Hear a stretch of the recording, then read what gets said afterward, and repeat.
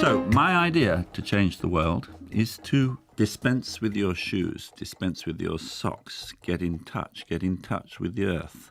Get your most feeling part of skin in touch with all those different surfaces. It can be carpet, it can be concrete, it can be earth, it can be grass.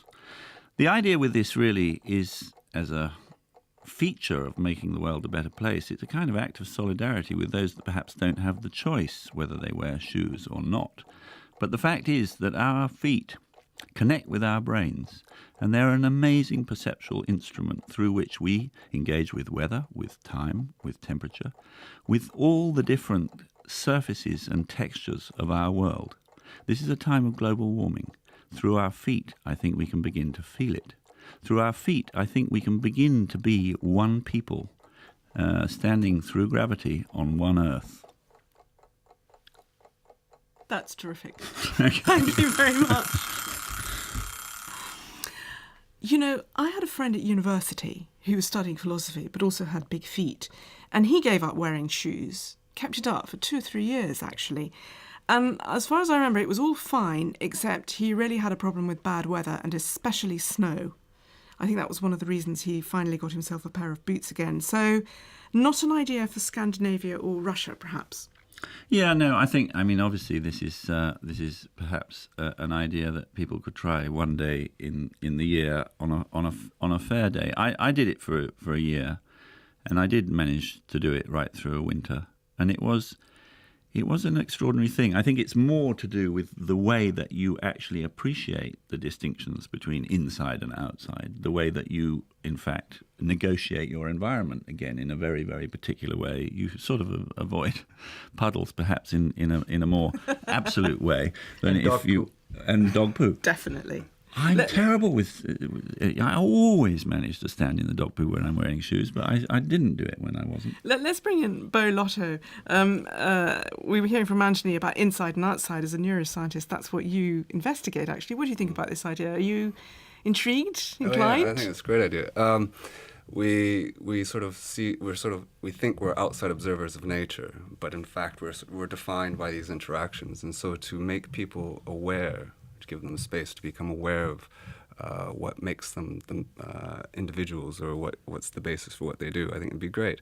But I would vary it, actually. I would go between shoes and bare feet, because contrast is everything. And what's going to happen over this year is your skin's going to get thicker, your brain's going to adapt to this sensory stimulation. So if you want to sort of keep yourself sensitive, you want to put your shoes on, then so you put Ugg boots on every other day. So you have to maintain the contrast. So you go through the pain properly as to get the real experience. What about you, Viktor Mayer-Schönberger, someone who's interested in the virtual world?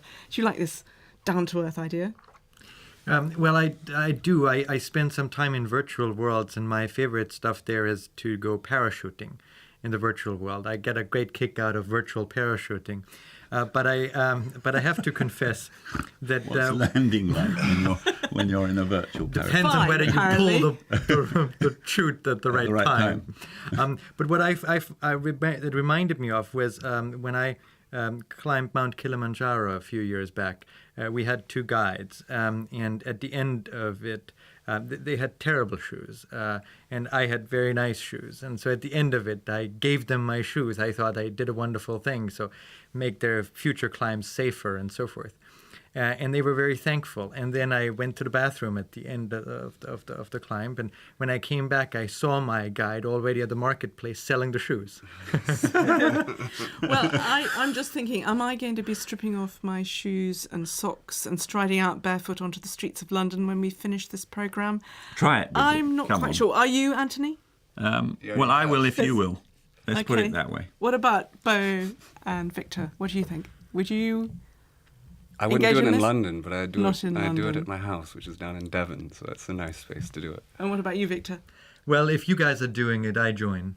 Yeah, okay, I feel I'm being roped in here. I got thrown out of the National Gallery once for not wearing shoes. I'd gone to attend a seminar on 17th century landscape painting, and I was barred entry because I wasn't wearing shoes. And I remonstrated. I thought this was not a culturally acceptable form of...